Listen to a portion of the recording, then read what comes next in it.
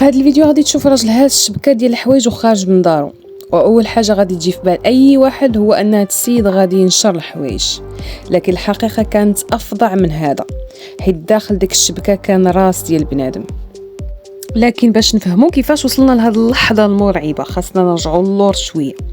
ولكن قبل ما نبدا، الا كنتي مهتمه او مهتم بهذا النوع من المحتويات، دير جيم وتعليق باش دائما يطلع لك الجديد. ودابا خلينا نرجعوا لبدايه الكابوس ونعرفوا شكون كانت هاد الضحيه وشكون هاد الانسان اللي كانت النهايه ديالها بهذه الطريقه المرعبه. الضحيه هي ليزي دود. ليزي دود تولدت في إلتون مقاطعه ماديسون 14 أوت 1999. كانت طفله ذكيه وكانت كتبغي الحيوانات بزاف.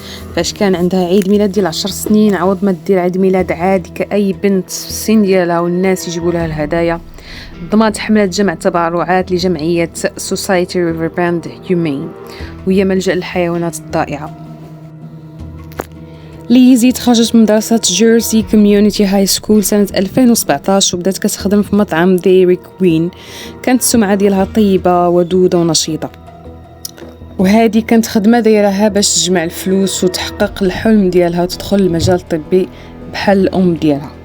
جوان 2022 ليزي غتكون حاملة ب8 شهور. كانت كتوجد البيبي شاور وكانت متحمسة وفرحانة بزاف باش تعيش تجربة الأمومة. لكن اللي ما كانتش عارفة للأسف هو أن هاد التجربة ما عمرها ما كانت غادي تعيشها. ليزي كانت على علاقة مع واحد الشاب سميتو دي أندري هولوي، عنده نفس السن ديال ليزي، وهذا الشاب كان عاش طفولة صعبة وكان كيتعاطى المخدرات وجميع الممنوعات.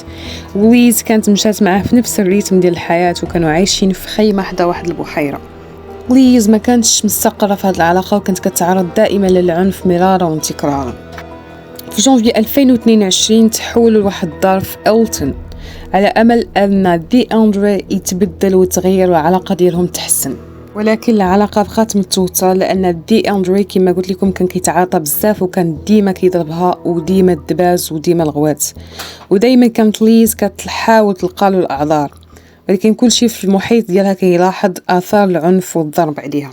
وهذه المديره ديالها في العمل كتقول بان واحد النهار جا عندها الخدمه وشداتهم الكاميرا انه كيضربها في وجهها. يعني المحيط ديالها كله كان كيلاحظ بانها كانت كتعرض للعنف مرارا وتكرارا، ولكن بالرغم من هذا كانت متشبته بهذا السيد اللي كان كل شيء كيشوفوا انه ما صالحش ليها، كما انه تسبب لها واحد النهار انها تدخل المستعجلات لانه هرس ليها نيفها. دي أندري كان كيقاسي وكيعاني نفسيا، وهذا الشيء بسبب الطفوله اللي عاشها.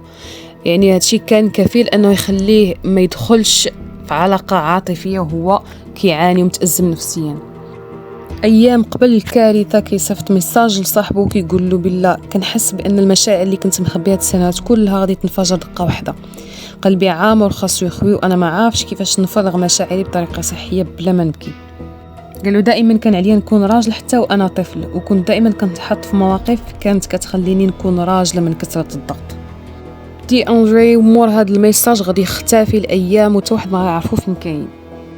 ليزي بقات كتقلب عليه بطبيعه الحال وبقات مخلوعه لان كان بيناتهم واحد الشجار، واحد النقاش حاد وخرج من موراها غبر، فخافت انه يمشي يدير شي حاجه في راسو.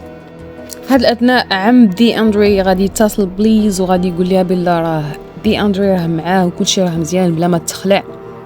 مع 9 و11 دقيقة كاملة المراقبة غادي تشدهم بزوج راجعين للدار، ليز ودي أندري. ليزي صيفطات في هذا الأثناء رسالة لمارك تقول لها كنحاول نفهم الأمور، للإشارة أن أم ليزي هايدي ما كانتش أبدا راضية على العلاقة ديالها مع دي أندري، لأنها كانت كتشوف أن بنتها كتعاني وما كانتش عارفة علاش هي متشبتة به. وللأسف كانت هذه آخر مرة غادي نشوفوا فيها ليز حية. حوالي الساعة 10:49 دقيقة هايدي أم ليز غادي تواصل بها مرة أخرى وغادي تصيفط لها ميساج وغادي تقول لها واش كلشي مزيان. هنا ما غاديش توصل حتى بشي رد، ولا تصيفط لها ميساج 2 و3 طبعا ما كاين حتى شي رد. الساعة 11:57 دقيقة كاميرا المراقبة غادي تبين دي أندري خارج هاز واحد الشبكة ديال الحوايج مغطية، وهو غادي بهذيك الشبكة لواحد الحاوية ديال القمامة ورماها فيها، واللي كان فيها للأسف رأس ليز.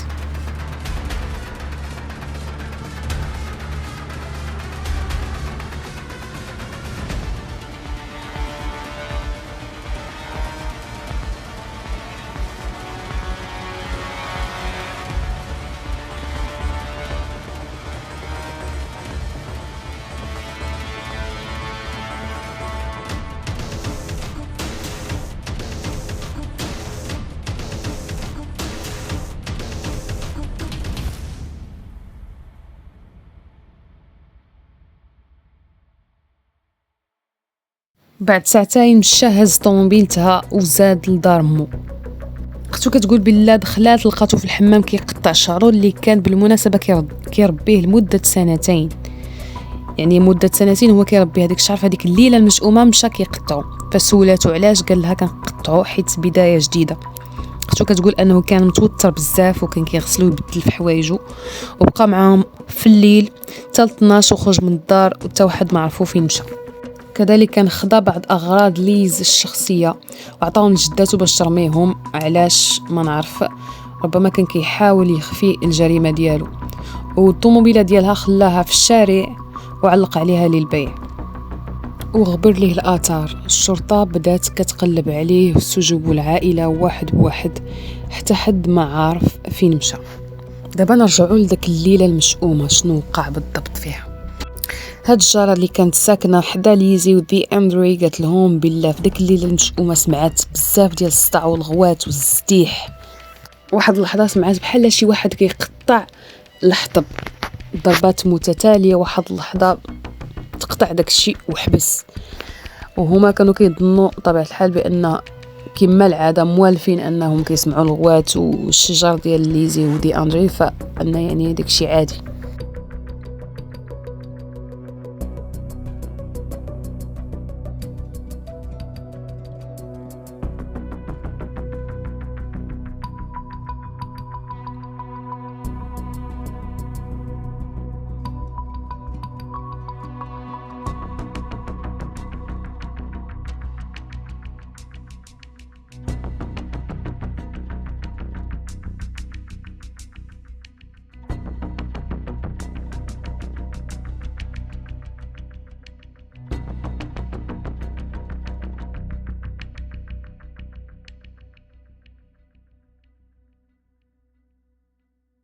عشرة جوان غادي يتم القبض على دي اندري في ولاية واحدة أخرى وشدوه بتهمة حيازة القناب. كان كيتصرف بطريقة جنونية وما بغاش يقول لهم كاع شكون هو. المحققون جاو من إلتون باش يعتقلوه للشبه في قضية قتل ليز، وخداو عينات من الحمض النووي والبصمات وداروا معاه تحقيق، لكن ما بغى يصرح حتى بشي حاجة، وبقى كيقول لهم بالله هو خاصو يمشي للخدمة وهو أصلا ما خدامش. من بعد التحقيقات الشرطة لقات بأن دي أندري غير مؤهل نفسيا وعقليا للحضور إلى المحكمة، وداروا في مؤسسة حكومية يتعالج فيها حتى تحسن حالته ويكون مستعد لمواجهة التهم. 13 جوان غادي توجه ليه تهمتان من القتل درجة أولى، تهمة القتل عمد لجنين وتهمة حيازة جثة وتهمة إخفاء جريمة قتل. عائلته طبعا خرجات وكتحاول تلقى له مبررات للفعل الشنيع اللي دار، وكتقول بأنه كان كيعاني لسنوات طويلة من مشاكل نفسية اللي كانوا كيحاولوا هما يعالجوها، ولكن ما لقاو حتى شي المساعده، ما لقاو حتى شي مصحه اللي تقدر تشد دي اندري حتى يتعالج، ومن بعد تحرروا. لهذا دي اندري بقى كيعاني في صمت لسنوات. وان دي اندري هو اولا قبل كل شيء هو انسان، وكان انسان جيد قبل ما يمرض نفسيا. بعد العلاج ديالو يناير 2024 دي أندري هولوي غادي يعترف بالذنب، و17 يناير 2025 غادي يتحكم عليه بالسجن لمدة 60 سنة، 30 عام بتهمة القتل و20 عام بتهمة القتل الغير العامد و10 أعوام بتهمة إخفاء جريمة، وخاصو يدوز على الأقل 52 سنة قبل ما يكون مؤهل للإفراج المشروط. Anybody else here? Do you have a key to get in? Right here. This one. Do you have the key? Oh, I'm sorry. She gives them the code. القصة ديال ليز ماشي غير جريمة عادية، ولكنها تذكير خطير بزاف على العلاقات السامة والعنف اللي كيبدا صغير ومن بعد كيولي كارثة.